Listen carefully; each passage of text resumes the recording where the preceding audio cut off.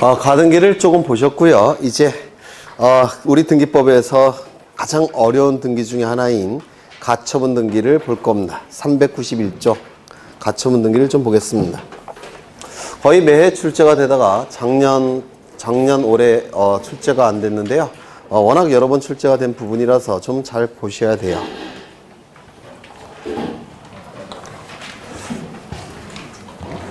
이 가처분 등기를 보기 전에 갑은 이러한 부동산을 가지고 있습니다. 이러한 부동산을 가지고 있는데요. 이 부동산에 대한 소유권자입니다. 그런데 이 부동산이 미등기 상태입니다. 아직 등기가 되지 않은 상태예요. 그리고 갑은 소유자입니다.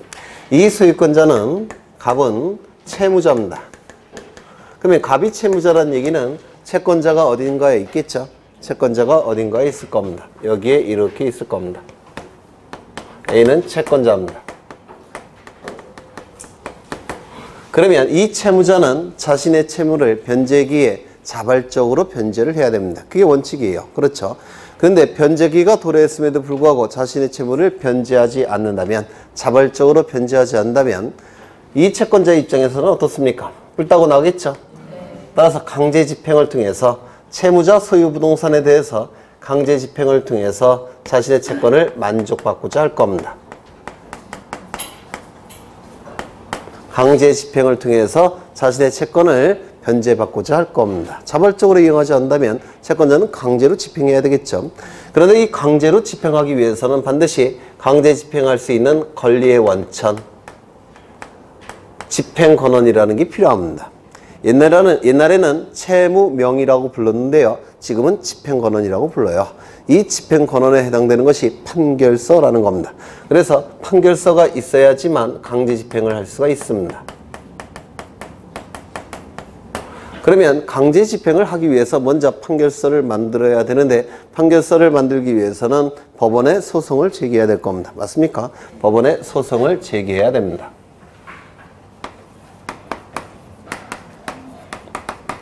소를 제기를 할 겁니다. 그런데 이 소송이라는 것은 소가 제기된 시점부터 확정 판결이 나오기까지, 판결이 확정되기까지, 이를 확정 판결이라고 부르는데요. 굉장히 긴 시간이 걸립니다. 짧으면 1년 정도 걸릴 테고요. 길면 15년까지도 걸릴 수가 있습니다. 이게 그러니까 1심에서 2심 갔다가 2심에서 3심 갔다가 3심에서 파기환송을 하면 2심으로 돌아갑니다. 2심에서 갔다가 다시 30으로 가면 또 파기환송됐다가 왔다리 갔다리 했다가 15년까지도 걸릴 수가 있습니다. 이론상. 그러면 시간이 굉장히 오래 걸리는데 중간에 요 채무자인 갑이, 소유권자인 채무자가 저 부동산을 다른 자에게 처분을 하게 되면, 중간에 처분할 수도 있죠. 처분을 하게 되면 판결이 확정되는 시점에는 누구 소유로 넘어갑니까? 을 소유로 넘어갑니다. 맞습니까? 그럼 판결서를 만들었다고 하더라도 강제 집행할 수 있습니까? 없게 돼버립니다. 왜? 채무자 소유 부동산이 이제는 아니고 제3자 소유 부동산이기 때문에 그렇습니다. 맞습니까? 그러면 소송을 제기할 때 처분을 못하도록 한 다음에 소송을 제기해야 될 겁니다. 즉, 이 채무자가 그 부동산을 계속 가지고 있도록 한 다음에, 즉 계속 가지고 있도록 보존시키도록 한 다음에 소송을 제기해야 됩니다. 이를 보존시킨다라고 불러요. 아까는 보존이었죠. 보존은 소유권 보존 등기를 얘기하는 것이고, 이건 보전입니다. 즉 가지고 있도록, 보존하도록, 가지고 있도록 소송을 제기해야 됩니다. 이를 보존소송이라고 불러요. 보존소송. 보존소송은 두 가지가 있는데요. 가압류와 처분금지 가처분 신청이 있습니다. 두 가지가 있어요. 그래서 보존소송을 보통은 같이 제기합니다. 채무자가 그 소유부동산을 계속 가지고 있도록, 보존하도록 소송을 제기하는데 이를 보존소송이라고 부르고요. 요 판결서를 만드는 소송을 본안소송이라고 부릅니다. 본래의 안건인 소송. 본래의 안건은 뭡니까? 판결서 만드는 거죠.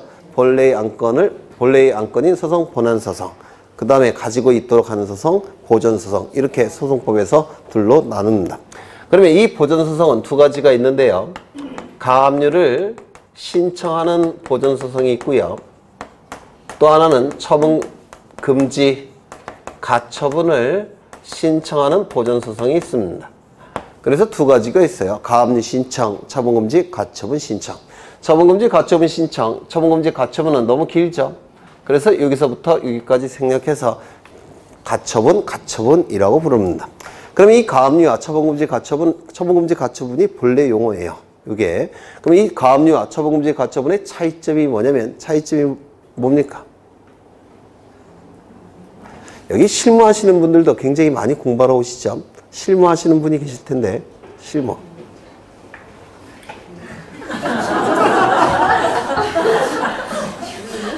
차이점이 뭔가요?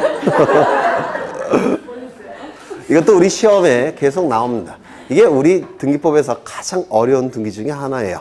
지난 시간에 신탁 등기 한 적 있죠? 신탁 등기와 이 처분금지 가처분 등기가 우리 등기법에서 가장 난이도가 높은 등기입니다. 가장 중요한 등기는 가등기, 가장 난이도가 높은 등기는 신탁 등기와 가처분 등기예요. 네, 다 출제가 많이 이루어집니다. 그러면 차이점이 뭐냐면 요 채권에 따라서 달라집니다. 요 채권이 금전 채권일 때, 요 채권이 금전 채권일 때는, 즉 돈과 관련된 채권일 때는 가압류를 신청하는 겁니다. 가압류. 금전 이외의 채권일 때는, 금전 이외의 채권일 때는, 즉 돈과 관련된 채권이 아닐 때는 처분금지 가처분을 신청하는 겁니다. 이렇게 달라져요. 금전 채권일 때는 가압류 신청. 그 다음에 특정 채권 같은 금전 이외의 채권일 때는 처분금지 가처분 신청. 이렇게 달라집니다. 그런데 이 보전소송은, 즉 가압류 신청이나 처분금지 가처분 신청은 긴급성을 요합니다. 왜요? 채무자가 후딱 팔고 싶겠죠. 강제집행 당하기 싫으니까 후딱 팔고 싶겠죠. 그래서 팔기 전에 가압류 신청, 가처분 신청에 대한 결정이 나와야 됩니다. 그래서 이 가압류나 처분금지 가처분 신청은 보통은 일주일 내에 결정이 나요. 보통 2, 3일이면 결정이 나옵니다. 지금도 신문 보니까 뭐 가압류 가처분 뭐 하던데, 네. 법원에서 결정을 해줍니다. 보통 2, 3일이면 결정이 납니다. 그러면 이 가압류 결정, 처분금지 가처분이 결정이 됐다면 지금 이곳을 못 팔도록 하는 것이죠. 그러면 다른 사람에게 가압류 결정, 처분금지 가처분 결정이 났다는 것을 다른 사람에게 알려줘야 되겠죠. 즉 공시를 해야 됩니다. 그래서 이 법원은 등기소에다가 처분금지 가처분이나 가압류 결정이 이루어졌다는 것을 등기를 통해서 촉탁을 합니다. 이때 촉탁 등기가 이루어지게 됩니다. 즉 법원은 가압류 등기를 촉탁한다든지 등기소에 처분금지 가처분 등기를 촉탁합니다. 되셨나요? 그러면 이제 이 법원에 촉탁이 있으니까 이것도 시험에 정말 잘 나오죠. 가압류 등기나 처분금지 가처분 등기는 법원의 촉탁에 의한 등기입니다. 즉 A가 직접 등기소에 신청할 수가 없습니다. 법원의 촉탁에 의해서 이 등기가 실행이 되는 겁니다. 꼭 기억하셔야 돼요. 촉탁을 받은 등기관은 가압류 등기나 처분금지 가처분 등기를 실행해야 되겠죠. 맞습니까? 실행을 해야 될 겁니다. 그런데 문제는 뭐냐면 미등기입니다. 미등기예요. 등기부가 없습니다. 그러면 어떻게 해야 되겠습니까? 등기부를 만든 다음에 등기를 실행해야 되겠죠. 그러면 이 등기부를 만드는 등기는 무슨 등기라고 합니까? 보전등기. 기억나십니까? 보전등기. 이 보전등기는 아까 넷이 신청할 수 있다고 그랬죠? 네, 이미 나왔으니까 다시 한번 보고 하죠. 네, 넷 뭐가 있습니까? 대장에 최초의 소유자로 등록된 자, 그 상속인, 기타 포괄 승계인. 두 번째는요, 확정 판결에 의해서 소유권 증명하는 자. 세 번째는 수용에 의해서 소유권 취득을 증명하는 자. 네 번째는요, 그렇죠. 특별자치도지사, 시장, 군수, 자치구청장이 확인에 의해서 소유권을 증명한 자가 보전등기 신청할 수 있다고 그랬죠. 그런데 여기는 신청이 지금 없습니다. 그렇죠. 신청이 없는 상태예요. 갑이 보전등기 신청하고 싶겠습니까? 뺏길 텐데. 그럼 신청을 안 하면 어떻게 할 수밖에 없습니까? 등기관은 직권으로라도 해야 됩니다. 그래서 등기관은 먼저 직권으로 보전 등기를 한 다음에 이 법원의 촉탁에 의한 가압류 등기나 가처분 등기를 실행합니다. 여기서 직권 보전 등기가 나타납니다. 이 직권 보전 등기는 등기필 정보가 만들어질까요? 안 만들어질까요? 안 만들어집니다. 아까 권리에 관한 등기에 있어서 신청인이 새로운 등기명이 될 때 등기명인에게 등기필 정보가 작성 통지된다고 그랬죠. 그런데 이 직권 보전 등기는 신청인이 있습니까? 없습니까? 없습니다. 따라서 이때는 안 만들어집니다. 등기필 정보가 작성되지 않습니다. 그렇죠. 이 경우는 등기필 정보가 작성되지 않아요. 왜? 신청인이 없으니까. 그렇죠. 네. 여하간 직권으로 보전 등기에서 등기부를 만든 다음에 가압류 등기나 가처분 등기를 등기관은 실행하게 됩니다. 그러면 이제 가처분, 가압류 등기가 실행이 될 텐데 이제 이 부동산에 대해서 가압류 등기나 처분금지 가처분 등기가 실행이 될 겁니다. 가압류 등기나 처분금지 가처분 등기가 실행이 될 겁니다. 누구 명의로? A 명의로. 그렇죠. 네. 근데 여기에 처분하는 것을 채무자인 소유자가 그 소유 부동산을 처분하는 것을 금지시키는 임시의 법원의 처분과 관련된 등기. 이게 처분금지 가처분 등기의 의미예요. 다시요. 소유자인 채무자가 그 소유 부동산을 처분하는 것을 소유자인 채무자가 부동산을 처분하는 것을 금지시키는 임시의 법원의 처분. 이게 처분금지 가처분의 의미입니다. 이거 되셨습니까? 다시요. 처분하는 것을 금지시키는 임시의 법원의 처분. 이게 바로 처분금지 가처분입니다. 맞습니까? 그러면 여기에 금지라는 문구가 있는데요. 금지라는 문구가 있는데 처분금지 가처분 등기나 가압류 등기가 실행이 되면 채무자인 요 갑은 처분이 금지됩니까? 금지되지 않겠습니까? 금지된다고 쓰여져 있죠. 근데 금지되지 않습니다. 금지되지 않아요. 왜냐면 요 A가 소송을 제기했죠. 100% 승소 판결을 받는다는 보장이 있을까요? 없을까요? 소송이라는 것은 얼마나 비싼 변호사 썼느냐에 따라서 달라진다라고 외국 영화에 나오죠. 미국 영화에. 그렇죠. 그래서 채권이 있다고 해서 무조건 100% 승소 판결을 받는 게 아닙니다. 제때에 증거를 제출하지 못하면 패소 판결을 받을 수도 있어요. 그런데 얘가 100% 승소 판결을 받는다는 보장도 없는 상태에서 채무자의 소유권 행사를 금지시킨다고 한다면 이건 자본주의 개념과 충돌을 일으킵니다. 따라서 금지라는 용어는 쓰고 있지만 금지의 의미는 있을까요? 없을까요? 없습니다. 이것도 우리 시험에 대단히 자주 나옵니다. 처분 금지라는 용어는 쓰여져 있지만 이때는 금지의 의미는 없습니다. 그 다음에 여기 임시의 법원의 처분 이렇게 나와 있죠. 그리고 여기도 임시의 압류 이렇게 나와 있죠. 가압류에서 가, 가처분에서 가. 이거는 임시 가짜예요. 그러면 왜 임시 가짜를 쓰고 있을까요? 네. 확정 판결이 나오기 전에 하는 것이기 때문에 그렇습니다. 판결서가 있다면 그때는 가압류가 아니라 그냥 압류. 그렇죠. 그 다음에 확정 판결이 나왔다면 가처분이 아니라 그냥 처분입니다. 그래서 확정 판결이 나오기 전에 하는 것이니까 가짜를 쓰는 겁니다. 임시 가짜. 이거 이해가 되십니까? 그렇죠. 그러면 이러한 등기가 됐다고 했을 때 이 갑은 다른 자에게 처분할 수 있을까요? 없을까요? 처분할 수 있습니다. 그래서 가압류 등기나 처분금지 가처분 등기가 됐다고 하더라도 처분이 가능해요. 즉 매매 계약을 체결합니다. 그리고 소유권 이전 등기까지 을의 이름으로 실행이 될 수가 있습니다. 그래서 을은 이 시점부터 소유권을 취득합니다. 을은 소유권자예요. 소유권자. 그런데 이런 등기가 실행이 된 상태에서 매매계약 체결됐죠. 그러면 매매계약 체결하기 전에 등기부 확인해 봐야 되겠죠. 을은 확인해 봤더니 이런 등기가 실행된 상태라는 겁니다. 그러면 을은 나중에 소유권을 상실할 수도 있다는 것을 알고 있으면서도 이걸 확인했으니까 그걸 감수하겠다는 생각이 을에게 있는 겁니다. 이거 이해가 되십니까? 등기부를 통해서 이게 공시가 됐으니까. 그렇죠. 네. 그런데도 매매계약 체결하고 등기를 했다면 소유권을 상실할 수도 있다는 것을 알고 있는 겁니다. 언제 상실하겠습니까? A가 승소 판결을 받았을 때. 이거 이해가 되십니까? 그렇죠. 그러면 이 을은 등기를 갖추면 소유권을 취득합니다.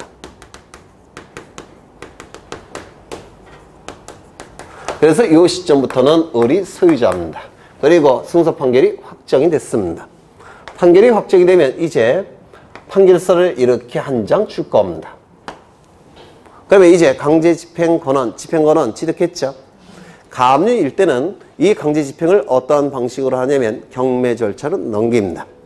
강제 경매 절차로 넘어가요. 그러면 경락대금이 나오겠죠. 그 경락대금으로부터 이제 자신의 금전 채권을 배당을 받는 겁니다. 그래서 이 가압류 채권자는 강제 경매 절차를 통해서 강제 집행하는 겁니다. 배당금으로. 이거 되셨습니까? 그 다음에 금전 이외의 채권자는 처분금지 가처분 등기가 시행이 됐겠죠. 이때는 경매 절차로 넘어가는 게 아니라 이 A가 판결서를 가지고 등기를 자신의 이름으로 뺏어오는 겁니다. 등기를. 그래서 가처분 채권자는 경매 절차로 넘기는 게 아니에요. 이 판결서를 가지고 뭐 했었습니까? 승소한 등기 권리자로서 판결서를 가지고 단독으로 자신의 이름으로 뺏어오는 겁니다. 소유권은 A에게 기속이 될 겁니다. 이거 이해가 되십니까? 네. 그러면 이제 이 을은 경매 절차로 넘어가건 A 이름으로 소유권이 A에게 기속이 되건 소유권 상실하겠죠? 맞습니까? 상실할 겁니다. 취득한 소유권을 상실할 겁니다. 이걸 뭐라고 부르냐면요. 상대적 효력이 있다 이렇게 얘기합니다. 즉, 요 을에게는 자신의 소유권 취득을 주장할 수 있습니까? 없습니까? 주장할 수 없습니다. 그래서 소유권이 상실되는 겁니다. 또 A가 아니라 가압류일 때는 경락받은 자에게 자신의 소유권 취득을 주장할 수 없다는 겁니다. 소유권을 상실하는 겁니다. 여기까지 되셨습니까? 네. 하지만 돈을 받아쳐드신 요 갑에게는 소유권 취득을 주장할 수 있을까요? 없을까요? 이건 있는 겁니다. 그래서 상대에 따라서 효력이 달라진다고 해서 상대적 효력 이렇게 얘기를 해요. 가압류 가처분 등기는 상대적 효력만 있다라고 얘기합니다. 이게 통설 판례입니다. 그래서 상대적 효력설 이렇게 얘기하는데요. 여하간 소유권을 상실하죠. 소유권을 상실합니다. 그러면 이제 여기서 보시면 요걸 위주로 하겠습니다. 요거 가압류는 경매 절차로 넘어가고 돈으로 배당받는 걸 얘기하는 것이고요. 이제 요거 위주로 하는데 이 처분금지 가처분 등기가 된 이후에 누구 이름으로 등기가 넘어간다고요? A의 이름으로 소유권 이전 등기가 실행이 될 겁니다. 이는 판결서를 가지고 신청하는 거죠. 판결서가 있을 때는 단독입니까? 공동입니까? 단독 신청. 누가? A가 단독 신청하는 겁니다. 그런데 우리 등기이규는 공동 신청도 가능하다 이렇게 얘기합니다. 그럼 뭐냐면 이게 소유권 이전 등기가 아니라 전세권 등기라고 한다면 소유권자는 누가 갖고 있습니까? 갑. 그래서 판결서가 있을 때 이 갑이 자발적으로 이렇게 등기해 주는 경우도 있어요. 그래서 공동 신청도 가능하다라고 얘기합니다. A와 갑이 공동 신청도 가능하다라고 얘기를 해요. 그러면 이제 A 명의로 등기가 이루어졌죠. 그럼 이 등기 하나의 부동산에 대해서 소유권 이전 등기 둘이 존재할 수 있습니까? 없겠죠. 그럼 누가 우선하겠습니까? A가 우선하는 겁니다. 그럼 이 등기는 어떻게 해야 될까요? 말소 등기를 해야 될 겁니다. 지금 우리 등기법에서 가장 어려운 내용을 하는 겁니다. 이게 그러니까 여러분 눈빛이 저는 이해가 안 되는데 이 어려운 내용을 하는데도 불구하고 이해한다는 표정이세요. 전부 다. 우리 등기법에서 가장 어려운 내용을 하는 겁니다. 한 10번 정도 할 거예요. 나중에는 어떤 학원 갔더니 그래요. 이젠 좀 그만하시라. 지겹다. 다 배우고 있으니까. 네. 수익 말소 등기가 이루어지게 될 겁니다. 이 말소 등기는 누가 신청해야 될까요? A가. 그렇죠. A가 단독 신청하는 겁니다. 그리고 이 두 개의 등기는 동시 신청입니다. 동시 신청이 이루어지게 되면 등기관은 먼저 이 등기를 합니다. 등기를 말소시켜버립니다. 그리고 이 등기를 실행합니다. A 명의로 등기를 실행합니다. 그러면 이제 이 등기는 필요할까요? 필요 없을까요? 처분금지 가처분 등기는 필요 없겠죠? 그러면 이거는 어떻게 할까요? 등기관이 직권으로 말소합니다. 등기관이 이 등기를 실행할 때 등기관이 이걸 직권으로 말소합니다. 왜? 필요가 없는 등기니까. 이때 가압류 등기, 가처분 등기가 이런 형태로 이루어집니다. 사실은 이 가처분 등기는 세 가지 그림을 그려야 돼요, 제가. 근데 그건 너무 어려우니까 이 정도만 일단은 보시면 될 것 같아요. 네. 되셨나요? 어려운가요? 네. 저는 여러분이 이해하시라고 그린 게 아닙니다. 이런 게 있다. 네, 이런 게 있다라는 의미로 그린 겁니다. 그 가처분 등기가 쭉 나오게 됩니다. 이것도 한 30%만 한 겁니다. 이제 397쪽에 이의신청을 보겠습니다. 이의신청. 이 이의신청도 한 문제 정도가 출제되고요. 올해도 출제가 됐습니다. 이의신청. 여기서 이의신청은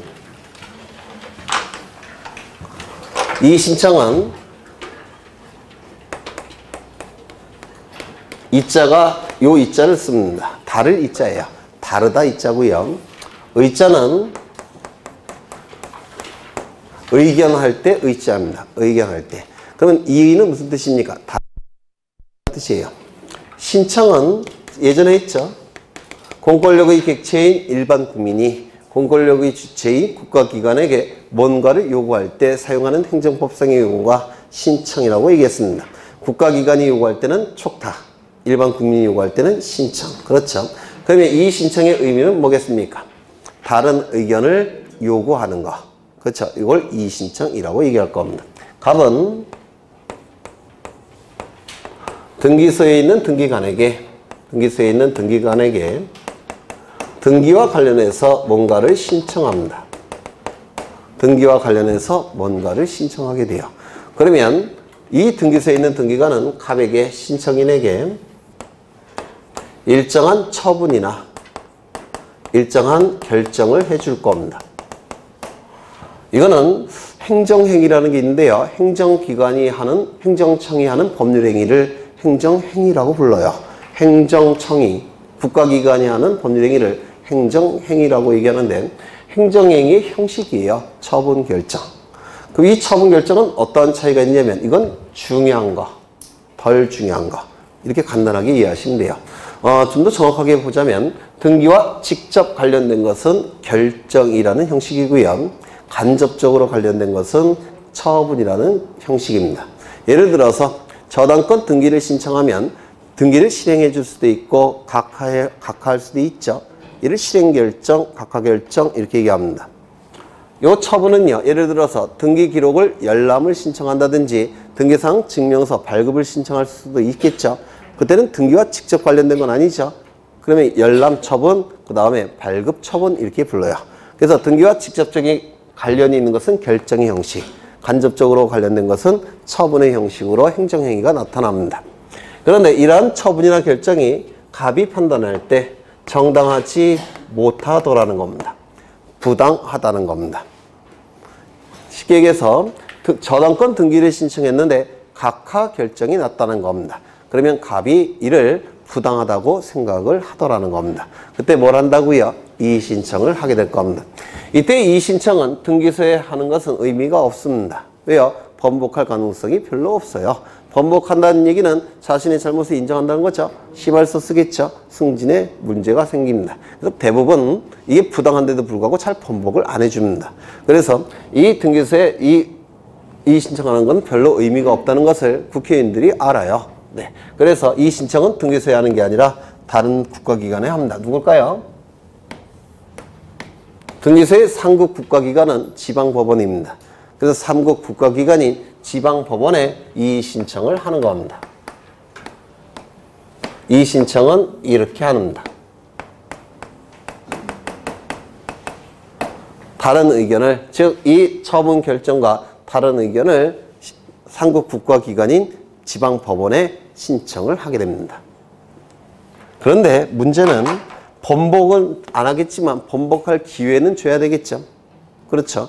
그래서 번복한 기회를 주기 위해서 이의신청서는 이렇게 제출합니다.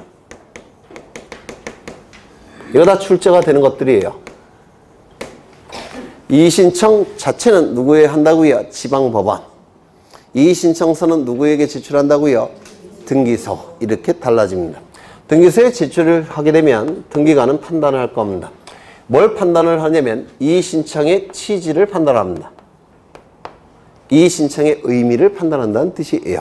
이의신청의 취지를 판단해서 이유가 있다라고 판단을 한다면 이유가 있다라고, 즉 이의신청이 옳다라고 판단을 한다면 그때는 어떻게 할까요? 신청의 취지에 맞게끔 상당한 처분이나 결정을 하게 됩니다. 즉 저당권 등기를 신청했는데 각하가 됐다면 이때 어떻게 하겠습니까? 저당권 등기를 실행해 주더라는 겁니다. 그렇죠? 그런데 이유가 없다라고 판단한다면, 즉 자신의 처분 결정이 옳다라고 판단한다면, 이의신청의 취지가 이유가 없다라고 판단한다면 이때는 어떻게 하겠습니까? 각하가 아니라 3일 이내에 지방법원에 송부합니다. 우리는 잘못한 게 없으니까 니네가 한번 판단해보라라고 보냅니다. 이의신청서를. 여기까지 되셨습니까? 그러면 이제 3일 이내, 요거 기억하셔야 돼요. 만약에 이러한 근거 규정을, 제한 규정을 두지 않으면 등기관은 서랍에 또 집어넣고 안 받은 척 할 겁니다. 그걸 막기 위해서 3일 이내에 송부하라고 규정을 둔 겁니다. 그러면 송부가 됐다면 지방법원에는 법관이 있겠죠? 법관이 있을 겁니다. 이 법관이 판단을 할 겁니다. 이유가 있다라고 판단을 하는 경우도 있을 겁니다. 이유가 없다라고 판단하는 경우도 있을 겁니다. 여기서 이유는요, 이 신청의 취지가 이유가 있다. 이 신청의 취지가 이유가 없다라는 뜻이에요. 이유가 있다라고 판단한다면 취지에 맞게끔 상당한 처분이나 결정을 하라고 요 등기소에 명령을 내립니다. 만약에 이것이 등기와 관련된 내용이라고 한다면 이게 바로 명령에 의한 등기라고 얘기합니다. 등기 절차가 개시되는 방법은 원칙이 뭐라고 했습니까? 신청. 관공서가 요구를 할 때는 신청이라는 용어를 못 쓰고 촉탁이라는 용어를 쓴다고 그랬죠. 그리고 등기관이 직권으로 할 수도 있습니다. 법원의 명령에 의해서 이루어질 수도 있어요. 이건 예외라고 했죠. 예외니까 뭐가 필요하다고요? 근거 규정이 필요하다고 했습니다. 그래서 등기 절차가 개시되는 방법은 요 네 가지예요. 신청, 촉탁, 직권, 명령. 요 네 가지 방법으로만 등기가 이루어집니다. 여기서 명령에 의한 등기가 바로 여기에 나타나는 겁니다. 그래서 이 명령에 의한 등기는 이의신청 절차에서만 나타납니다.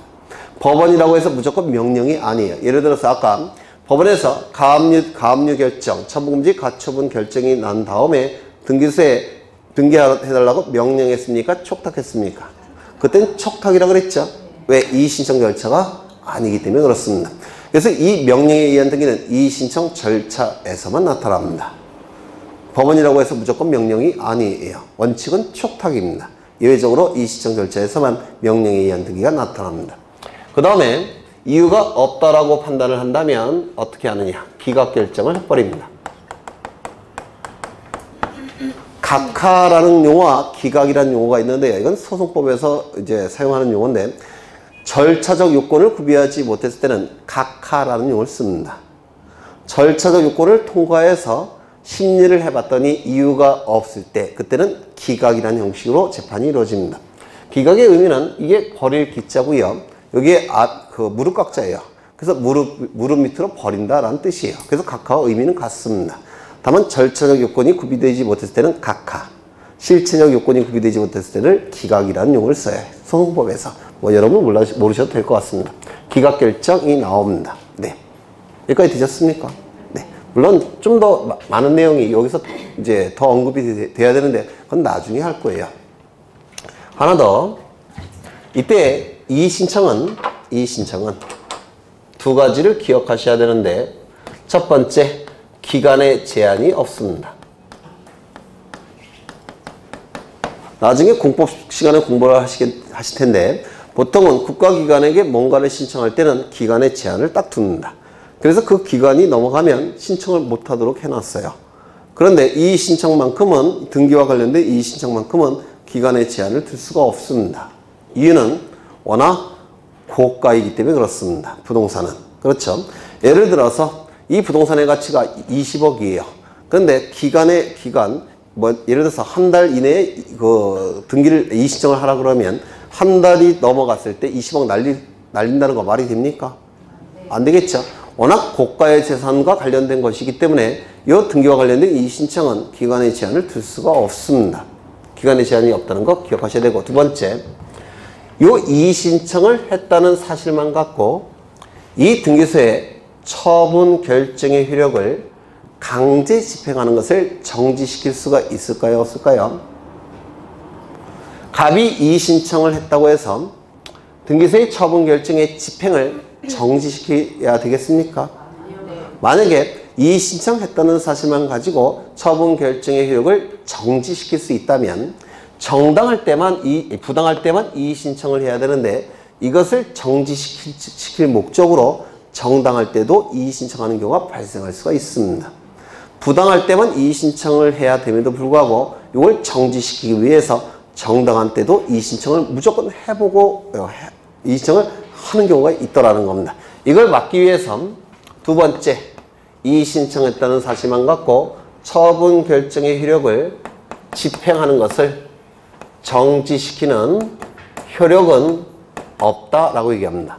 집행 정지효는 없다라고 얘기를 합니다. 또는 집행 부정지의 효력 이렇게 불러요. 뭐 같은 뜻입니다. 집행 부정지효. 뭐 같은 뜻이겠죠? 네. 집행 정지의 효력은 없습니다. 이게 단골로 출제가 이루어지게 됩니다. 그 다음에 하나 더. 시간이 이렇게 흘러간다고 할 때 이 시점은 처분 결정이 나타나는 시점입니다.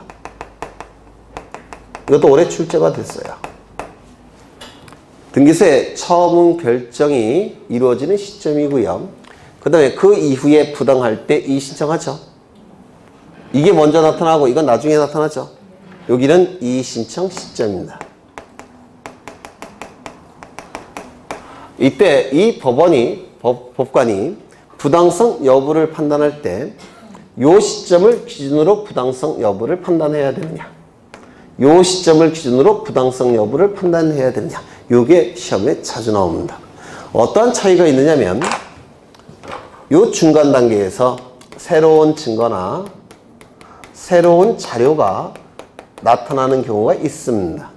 그러면 이 시점을 기준으로 부당성 여부를 판단한다면 이 새로운 증거나 자료는 이때는 존재하지 않았던 것이죠. 따라서 부당성 여부를 판단하는 자료가 될 수 있습니까? 이 시점을 기준한다면 없겠죠. 만약에 이 시점을 기준으로 부당성 여부를 판단한다면 이거는 부당성 여부를 판단하는 자료가 될 수 있습니까? 있겠죠.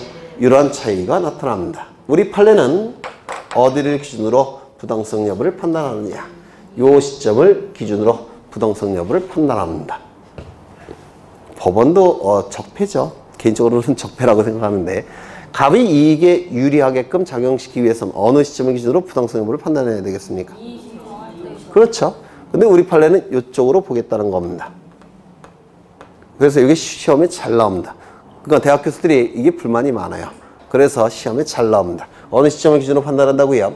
처분 결정 시점을 기준으로. 따라서 그 이후에 나타난 새로운 증거나 새로운 자료는 부당성 여부를 판단하는 자료가 될 수 있다 없다? 없다. 이렇게 얘기를 하게 됩니다. 되셨습니까? 네. 지금 아주 어려운 건 좀 빼놨어요. 그건 나중에 하려고. 네. 그래서 이 신청은 요 정도만 보시면 될 것 같아요. 아니 요번 달에는 네. 그 다음에 이 신청을 쭉 보셨고요.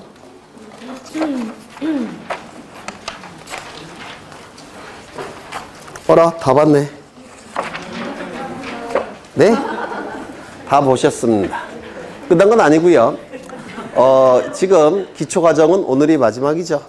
그래서 오늘 한 거, 원래는 다음 시간에 오늘 한 걸 다시 한번 복습하셔야 되는데 오늘이 끝이니까 오늘 한 거는 오늘 좀 보겠습니다. 오늘 첫째에 뭘 했느냐면 변경등기와 경정등기를 보셨습니다. 변경등기와 경정등기를 보셨는데 변경등기와 경정등기의 공통점은 동일성이 유지돼야 된다는 겁니다. 왜? 일부만 바꿔주는 거니까. 맞습니까? 차이점은 뭐였습니까? 원시적 일부 불일치는 경정등기. 후발적 일부 불일치는 변경등기. 그렇죠. 원시적이라는 문구가 나오면 무조건 경정이라는 문구가 나와야 되고요. 후발적이라는 문구가 나오면 변경이라는 문구가 나와야 됩니다. 여기서 변경등기, 경정등기는 원시적, 후발적 그 차이만 있습니다. 다른 차이는 없어요. 그럼 이제 몇 가지 핵심적인 내용을 보셨는데 부동산 표시 변경 등기는 어디에서 이루어지는 등기라고요? 표제부. 단독, 공동? 단독. 그렇죠. 가장 중요한 첨부 정보는 대장 정보. 그렇죠. 토지대장, 임야대장, 건축물 대장을 얘기합니다. 주등기입니까? 부기등기입니까? 언제나 주등기입니다. 표제부 등기는 언제나 주등기. 두 번째, 권리 변경 등기를 보셨죠? 권리 변경 등기는 첫 번째, 표제부입니까? 갑구입니까? 갑구, 을구입니까? 갑구, 을구. 그 다음에 단독입니까? 공동입니까? 공동. 그 다음에 가장 중요한 첨부 정보는 계약서. 그렇죠. 그 다음에 주등기, 부기등기. 원칙은 부기등기입니다. 그런데 주등기하는 경우도 있습니다. 등기명의 표시 변경 등기를 보셨는데 등기명의 표시 변경 등기는 표제부, 갑구, 을구. 네? 등기명의 표시 변경 등기는 표제부입니까? 갑구, 을구입니까? 소유권자는 갑구에, 소유권 이외의 권리는 을구에 기록되겠죠. 갑구, 을구. 그렇죠. 그래서 그 정도 보시고 그 다음에 등기관이 직권으로 경정등기하는 경우가 있었죠. 그렇죠. 네. 처음부터 등기부에 잘못 기록되는 경우가 있다고 했습니다. 그 잘못된 부분이 신청인의 잘못에 의한 경우에는 그때는 네, 신청. 등기관의 잘못에 의한 경우에는 그때는 신청 직권. 그렇죠. 직권에 의한 경정등기가 출제가 자주 되는데요. 직권에 의한 경정등기 몇 가지, 네 가지를 좀 기억해 두셔야 돼요. 첫 번째, 등기상 이해관계인이 있을 때는 그제의 승낙서를 첨부해야 된다는 거. 두 번째, 직권으로 경정등기한 다음에 지방법원장에게 사후에 보고해야 된다는 거. 그 다음에 등기권리자, 등기의무자 또는 등기명인에게 사후에 통지해야 된다는 거. 그 다음에 이 직권에 의한 경정등기는 동일성 유지 여부를 심사하지 않는다는 거. 요거를 설명을 드렸고요. 그 다음에 말소등기 보셨는데 말소등기는 등기상의 첨부가 부적법하게 존재할 때 첨부를 등기부에서 없애는 등기가 말소등기입니다. 전부만 해당이 되고 일부는 안 된다고 했죠. 일부는 변경이나 경정등기 또는 말소회복등기를 하는 것이고 전부일 때만 말소등기를 합니다. 전부일 때 하는 등기니까 이때는 주등기입니까? 부기등기입니까? 말소등기는 언제나 주등기입니다. 말소등기는 언제나 주등기. 말소등기의 대상은 모든 등기는 등기부에서 존재하는 것이 부적법하다면 다 말소의 대상이 될 겁니다. 다만 예외가 하나가 있다고 그랬죠. 말소등기 자체는 말소해봤자 의미가 없습니다. 맞습니까? 말소등기는 존재하지 않습니다. 대신 무슨 등기 한다고 했습니까? 말소회복등기를 한다고 했습니다. 말소회복등기는 등기상의 전부 또는 일부가 부적법하게 말소가 됐을 때 그 전부나 일부를 회복시킬 목적으로 하는 등기가 말소회복등기라고 했습니다. 전부 말소회복은 주등기, 일부 말소회복은 부기등기라고 했습니다. 그렇죠. 그 다음에 가등기를 보셨는데 가등기는 순인을 보존하기 위해서 임시로 하는 등기가 가등기라고 했습니다. 그러면 나중에 본등기할 때 물권 변동의 효력이 나타나지만 순위가 결정되는 시점은 어느 시점이라고 했습니까? 가등기 시점을 기준으로 순위가 결정이 됩니다. 따라서 제3자가 존재할 때는 가등기 시점을 기준으로 제3자와 비교합니까? 아니면 본등기 시점을 기준으로 비교합니까? 가등기 시점을 기준으로 비교합니다. 그래서 가등기권자가 우선한다면 제3자 명의 등기는 어떻게 합니까? 원칙이 직권으로 말소한다고 했습니다. 무관한지 처분행위고 그리고 양립할 수 없는 등기니까 직권으로 말소한다고 했습니다. 기억나십니까? 그렇죠. 가등기도 양도할 수 있다고 그랬죠. 따라서 양도가 이루어질 때는 가등기, 이전 등기 하는데 원칙이 무슨 등기 한다고요? 부기등기. 한 번 더 이전이 되면 부기의 부기. 그렇죠. 네. 그 다음에 가등기 요건을 공부하셨는데요. 가등기 요건 첫 번째, 청구권의 순위 보존의 필요성이 있을 것. 두 번째, 부동산 물권 변동, 임차권 변동을 목적으로 하는 청구권일 것. 세 번째, 가등기 이후에 본등기 하니까 본등기가 가능할 것. 그때만 가등기가 가능할 겁니다. 세 가지 요건, 네, 언젠가 외우실 거예요. 그 다음에 순위 보존의 필요성 세 가지 경우 인정된다고 했죠. 첫 번째, 권리의 설정, 이전, 변경, 소멸의 청구권. 여기서 뭘 할 수가 있다고요? 표제부 등기는 가등기가 불가능하다는 거. 왜? 권리에 관한 등기가 아니니까. 두 번째, 설정, 이전, 변경, 소멸만 권리 변동이죠. 따라서 보존 등기와 처분 제한 등기는 가등기가 불가능합니다. 두 번째는 시기부, 정지조건부, 청구권에 대해서 순위를 보존하기 위해서 임시라는 등기가 가등기예요. 반대 해석상 중기부 청구권, 해제조건부 청구권은 가등기가 불가능하다고 했습니다. 장래 확정될 등기 청구권은 가등기가 가능하다고 그랬죠. 따라서 미확정 청구권은 가등기가 안 된다고 했습니다. 거기에 해당돼서 출제가 되는 것이 유증이에요. 유증으로 인한 등기 청구권은 유증자 생존 중에는 언제든지 철회가 가능하기 때문에 이때는 미확정. 따라서 등기 청구권은 가등기 불가. 유증자가 사망을 했다면 이제 철회가 불가능해졌죠. 따라서 이제 확정, 가등기 가능. 그렇죠. 이렇게 달라진다고 했습니다. 그 다음에 뭘 했지 또? 이의신청. 가처분 등기.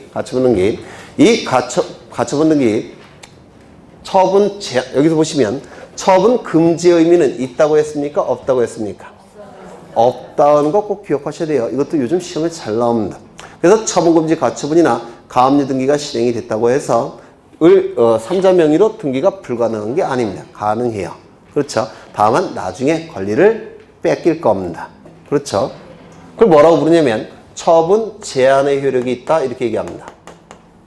금지의 의미는 없고요. 단지 제한의 의미만 있다라고 얘기합니다. 그래서 처분 제한이 바로 대표주자가 가압류, 처분금지, 가처분이에요. 처분 제한의 의미만 있습니다. 권리를 뺏길 수도 있다는 겁니다. 그렇죠.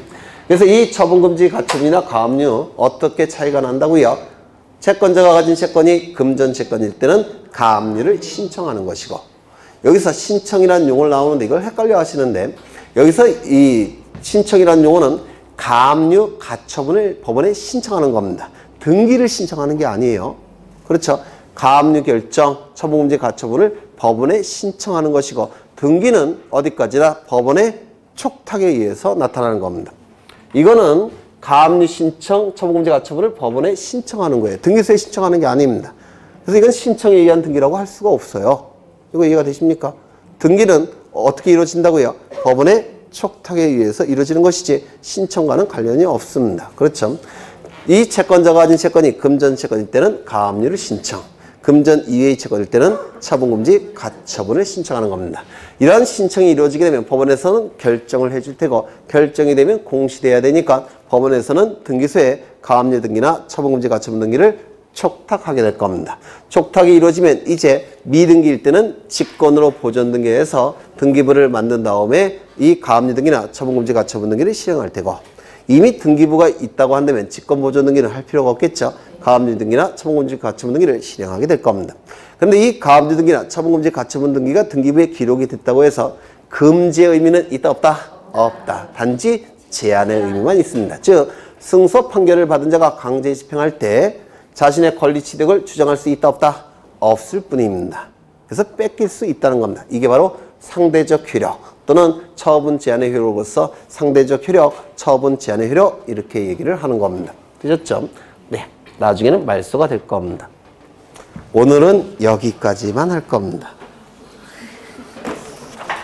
다른 학원보다 좀 깊은 내용을 했어요. 물론 다른 학원에 가서도 이렇게 얘기하겠죠.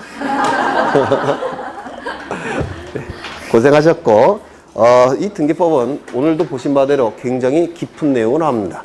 그런데 이런 것들은 반복이 돼서 저절로 익숙해지면 그냥 문제를 나중에 본 시험 보실 때 그냥 답을 골라내실 수가 있으세요.